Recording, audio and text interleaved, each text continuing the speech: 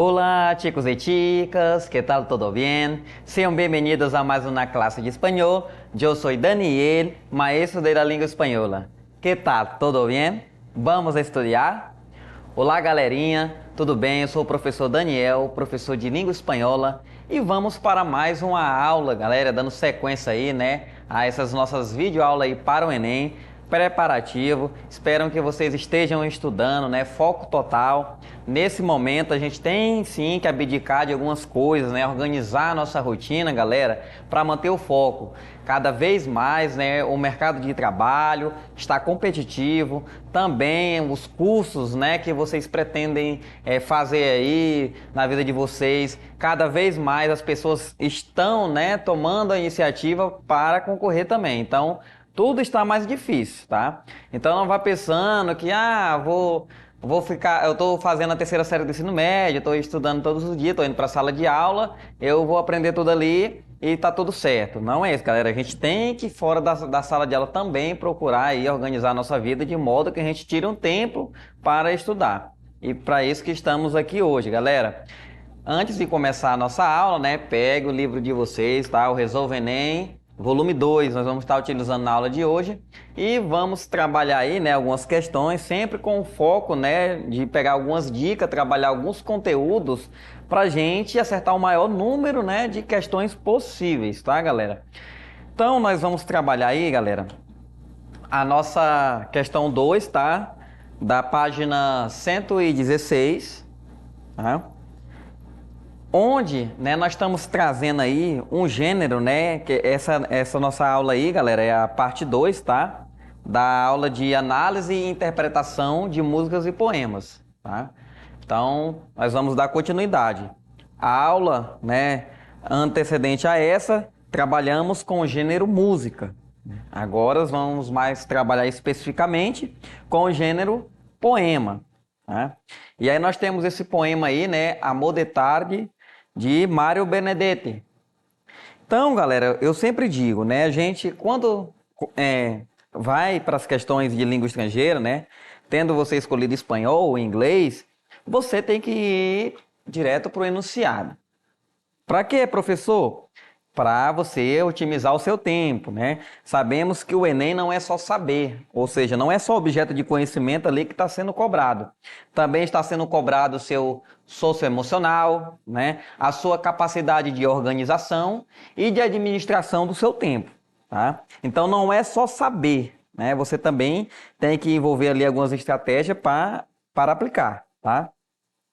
Então, o enunciador, né, eu sempre digo isso, que quando ele diz pra gente qual é o gênero, né, ele já deu meio, já fez meio caminho andado aí, né, já deu meia resposta. Por quê? Uma das dificuldades dos alunos é identificar qual gênero ali que está sendo, né, exposto, né, qual gênero que o enunciador ele trouxe para a prova, tá? Então, muitas das vezes, né, é importante que ele entenda a característica desses gêneros.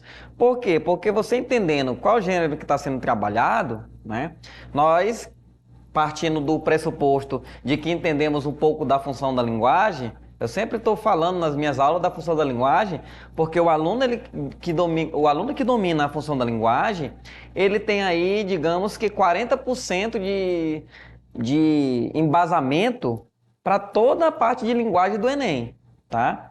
Por quê? Porque o aluno que entende esse componente, esse conteúdo, ele sabe qual a finalidade, qual o objetivo de cada gênero, né?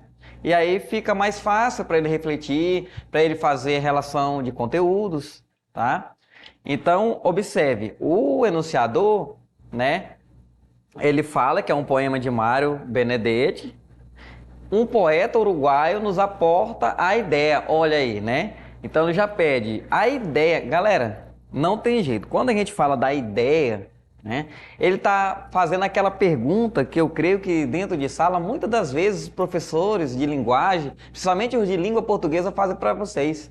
O que o autor quis dizer, né? O que ele quis dizer, o que ele quis passar, qual a ideia transmitida ali, né? O que ele quis com tudo isso. Então é uma pergunta aí, né, uma velha pergunta aí do cotidiano de vocês, mas que sempre ela é cobrada dentro do Enem, né? Então essa ideia de alguma coisa né? É justamente você entender o contexto do gênero ali, o que que o autor ele quis passar, né, para o leitor, tá? Então, observe as alternativas aí. Uma escrita simples e nostálgica, dando uma sensação de lamento. Busca entender um processo racionalmente amoroso. Percebe-se um sentimento cruel e impiedoso. Um amor por indefinição, sendo entendida por aquele que já amaram. Percebe-se a maneira exaltada e dramática na sua escrita. Agora sim, galera, agora a gente vamos, né, aí entender o passo a passo, tá? Professor, qual o conteúdo, né? O que que a gente pode tirar daí, né, de conteúdo para aprendermos na aula de hoje, né? Qual o objeto de conhecimento? Galera, eu sempre falo, o sonho da linguagem, ela é o caminho, né? Ela é aquela verdade que abrirá os vossos olhos, tá? Nós temos essas funções de linguagem, a gente já trabalhou uma aula só para, já dedicamos, né, essa aula a funções da linguagem e falamos aí do objetivo, claro que de forma superficial, não aprofundamos assim, né, muito assim, uma por uma, mas conforme as aulas vão acontecendo, né, a gente vai aprofundando cada uma delas, né? A gente já falou da publicidade, né, que estava dentro da função apelativa, trabalhamos isso, né? Trabalhamos também a questão da função emotiva, né, de expressar os sentimentos. E nós vamos falar aqui da função poética, né? Professor, um poema, ele geralmente ele pertence à função poética? Aí depende, né, do que foi escrito, tá? Porque um poema, geralmente, em regra geral, digamos assim, ele pertence à função poética, né? Mas ela também pode expressar sentimentos, né? E aí ela pode ir para a função expressiva ou emotiva. Ademais disso, galera, a gente tem que entender o que é um poema, né? É claro que nesse caso aí, o enunciador, ele já nos disse que o texto se trata de um poema. Mas e se o enunciador não tivesse dito, era minha função entender isso? Eu teria que saber? Claro que você teria que saber, né? Porque poema no ensino médio, ele é visto constantemente, aí, né? Principalmente dentro do gênero literários, tá?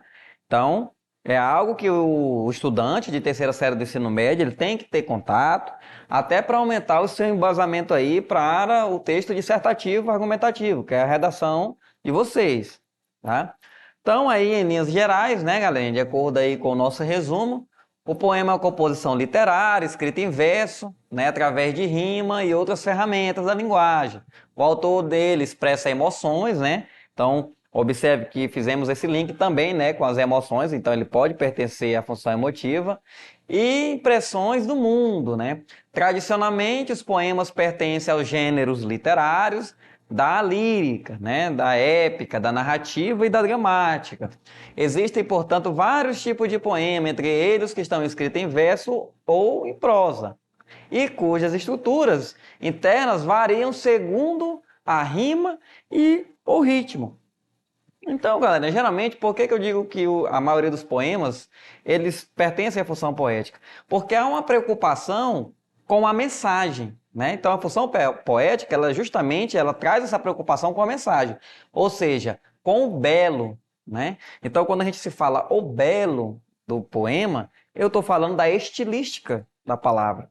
Então, geralmente, se busca esse belo, né, através das rimas, as palavras usadas ali, elas são usadas, né, com o objetivo de deixar tudo mais lindo, tudo mais belo, né? Então, a partir dessas estruturas, a gente entende, né, o que é o poema, tá? Então, voltando aí, né, galera? Então, falamos em linhas gerais aí do que se trata o poema, é claro que o enunciador já disse isso pra gente, tá? E falamos, né, um pouco dentro da função poética. Então, galera, observem que buscar entender um processo racionalmente amoroso não é a nossa temática, né? Não é a temática do poema, lá, né? Por quê? Porque se a gente voltar ao poema, galera, acompanha aí no livro, né? Agora eu peço que vocês acompanhem no livro, ó. Ele fala: "És uma lástima que não esteja comigo." Ou seja, ele diz: é uma pena que você não esteja comigo, né? Eu lamento muito isso. Então, continuando, ó, quando miro ele reloj e são as 4 e acabo lá a planilha e penso 10 minutos. Ou seja, eu olho o relógio, né? Vejo o tempo e aí, opa, me deparo, já passaram, né? Aí já acabou, já passou mais de 10 minutos, né? E estiro a perna como todas as tardes, né? Ou seja, eu estico as pernas aí como todas as tardes. Então ele vai falando, né? Olha, observe que essa palavra lástima, né? Ela é crucial para o ponto que a gente vai raciocinar aqui, que é o quê? É uma pena, né? Então já vem de um lamento, né? Aí na letra C, galera, fala que percebe-se, né, um sentimento cruel e impiedoso. Se você voltar a ir ao poema, né, você vai observar que não existe, né, esse sentimento cruel e impiedoso, né? Na segunda estrofe aí, ele diz, né, é umas lástima que não esteja comigo. Ou seja, ele começa de novo falando que é uma pena que você não esteja comigo. E ele fala que olha o relógio, vê o tempo passar, né? E aí que escuta o telefone tocar e pensa que é a outra pessoa. Então ele fica escutando coisas, ou seja, ele fica imaginando como se a amada dele estivesse ali com ele. Ou seja, a rotina do dia a dia. Então ele vive a rotina do dia a dia, né? Imaginando que dá a entender a sua ex-companheira está ali com ele. E ele fica falando dessa simplicidade, dessas atividades, né, diárias, num sentido de que é o quê? Olha, é uma pena que você não esteja comigo, eu estou fazendo isso, eu estou fazendo aquilo, né? Mas você não está aqui comigo. Então dá essa ideia, né? Então não há esse sentimento cruel e impiedoso, né? Um amor por indefinição sendo entendida por aquele que já amara. Não, ele continua amando, né? O amor não está no passado, ele fica descrevendo no presente. Tanto é que o termo, né, é uma pena que você não esteja aqui comigo, ele faz um lamento, olha, que pena. A letra E percebe-se a maneira exaltada e dramática na sua escrita. Galera, não há esse dramatismo exagerado, né? Não há essa hipérbole aí, tá? Então, nossa resposta correta, né, só pode ser letra A, uma escrita simples. Por que simples, galera? Porque ele utiliza termos simples, né? Atividades cotidianas e nostálgica, porque essa ideia de nostalgia, né, justamente porque essas atividades que ele fazia com a sua companheira, com a sua amada, ele está fazendo sozinho, dando uma sensação o quê? De lamento, né? Porque ele disse que lástima. Então, essa é a nossa resposta correta. Parabéns aí para quem acertou. Vamos para a nossa próxima questão, tá, galera? Questão aí, questão número 8, né? Só que, perdão, galera, essa questão é uma questão extra, tá? Que eu trouxe para vocês, para consolidar esse nosso, né? Essa nossa temática, esse nosso objeto de conhecimento trabalhado na aula de hoje. Então, aí uma questão do Enem 2013 que também trata do mesmo gênero, né, da questão anterior, que é o poema. Então, o poema aí é cabra sola, que quer dizer cabra solitária, né, cabra sozinho. Cabra, né, é o feminino do bode, tá? Para quem não sabe. Então, se a gente avançarmos aqui a questão, né, observe, ó, no poema, né, mais uma vez o enunciador ele já diz qual gênero.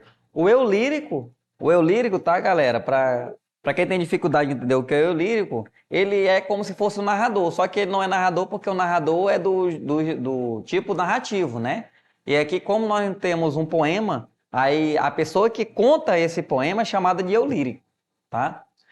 Se compara a cabra e no quinto, ou seja, né, já está dizendo ó, que o eu lírico, ou seja, aquele que está falando, né, aquele que está declamando, ele se compara à cabra. E no quinto verso utiliza a expressão mala-leite, para seu autor representar como uma pessoa, né? Ou seja, para que ele utiliza a expressão mala-leite? Já num sentido comparativo, para se representar como uma pessoa o quê? Uma pessoa influenciável pela opinião dos demais, uma pessoa consciente de sua diferença perante as outras, uma pessoa conformada por não pertencer a nenhum grupo, uma pessoa corajosa diante de situações, ou uma pessoa, né, capaz de transformar mau humor em pranto. Aí, galera, a gente dá uma olhada, né, e vamos verificar dentro do poema, né, o porquê de cada questão aí, né? Influenciável pela opinião das demais, né? Por que que ela não pode ser influenciável pela função das demais? Aí a gente volta aqui no poema um pouquinho, tá, galera? Para tentarmos aqui traduzir alguns fragmentos aqui, ó. Aí quem disse que sou como a cabra, né? Assim, ó, há quem diga que sou como a cabra, né? Traduzindo aí, dizem-no, repetem-no e eu acredito. Mas eu sou uma cabra muito estranha, que usa uma medalha e 7 chifres. Cabra, em vez de leite ruim, eu choro. Cabra, pelo mais perigoso caminho eu ando. Cabra, eu me dou bem com todos os vermes. Cabra, eu escrevo em quadrinhos, eu moro sozinho. Cabra, sozinha. Que não quis criança em companhia. Quando eu subo ao topo deste vale, eu sempre encontro um lírio de alegria. E eu, por minha conta, cabra sozinha, que eu não pertenço a nenhum rebanho. Olha aí, a expressão que eu a nenhum rebanho pertenço, quer dizer eu não pertenço a nenhum rebanho. Se sofrer é ser como a cabra, então sim, eu sou, não duvide. Então, galera, ele vai dando características aí, né, de uma cabra, da rotina de uma cabra, e ele se coloca como se ele fosse a cabra. O que é perigoso para um nesse tipo de questão? Como eu já falei várias vezes aqui, né? Temos alunos que eles pegam a primeira palavra que eles conseguem traduzir para o português e colocam ela como a resposta correta. Por quê? Porque o enunciador ele faz esse jogo de palavras. Ele pega algumas traduções ali, né? E coloca como resposta. Aí se o aluno fizer aquela identificação do cara crachá, que é o método de tradução, às vezes ele acaba se equivocando. Por quê? Porque ele não entende a essência. Então, em nenhum momento ele está falando que é influenciável pelo autor, pela opinião dos demais, né? Nem foi citada aqui a opinião dos demais. Consciente de sua diferença perante as outras? Não, ele fala que ele se compara, né? Ele vai dando características da cabra, mas não ressalta, né? Essa questão da consciência.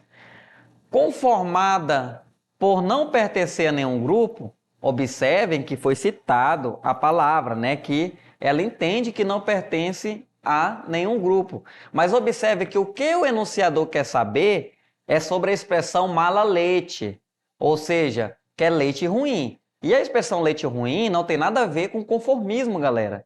Então, cuidado, né? Porque essa palavra ela tá no texto. Se o enunciador, por exemplo, ele estivesse fazendo outro tipo de pergunta, poderíamos interpretar, né, que realmente há esse conformismo. Mas o que o enunciador quer saber, ele está tratando de uma expressão vocabulário, para você relacionar, né, o vocabulário ao todo, né? Então ele quer saber a expressão mala leite, ou seja, leite ruim. Então não pode ser essa conformada por não pertencer a nenhum grupo. Corajosa diante da situação arriscada, leite ruim? Não, galera. Claro que vai falando ali e podemos também entender que há esse sentido de coragem, né? Mas não é nossa resposta, tá? Capaz de transformar mau humor em pranto. Sim, por isso que ele fala, né? Em vez de usar o mau leite, né? Eu a transformo em pranto. Ou seja, a expressão mala leite é capaz de transformar mau humor, né? Em choro, né? Em choro, tá? Então, essa é a nossa alternativa correto, tá, galerinha? Então é isso, galerinha. Chegamos ao final de mais uma aula, né? Não esqueçam sempre de acessar a nossa plataforma Eduque. Adiós!